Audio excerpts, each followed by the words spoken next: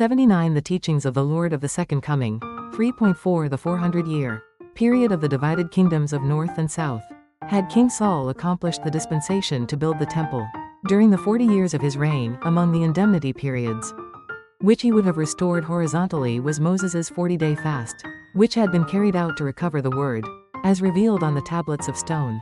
Once King Saul lost faith, this indemnity period had to be restored as a vertical extension of horizontal restoration. This was the origin of the period of the divided kingdoms of North and South, which lasted nearly 400 years.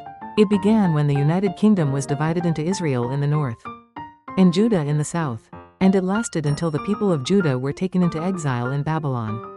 This period was the image parallel to the 40-year period, in the age of symbolic parallels, from Jacob's purchase of the birthright from Esau until he received the blessings of Isaac and God 15, and went into Haran. It was to restore that earlier period through parallel indemnity conditions. 3.5 The 210-year period of Israel's exile and return. The people of the northern kingdom of Israel broke their covenant with God, and as a result, they were taken into captivity by the Assyrians. The people of the southern kingdom of Judah also sinned against God. As a result, they were taken into exile by the Babylonian king, Nebuchadnezzar.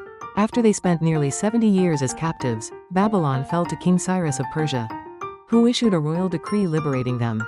From that time, the Jewish people began a gradual return to Jerusalem and rebuilt the temple. Ezra the scribe led the last group of returning Jews to Jerusalem, and Nehemiah rebuilt the city wall.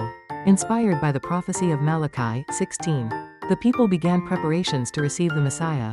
This period came to an end approximately 210 years after the Jews were first taken into exile in Babylon, and about 140 years after their liberation by the Persians.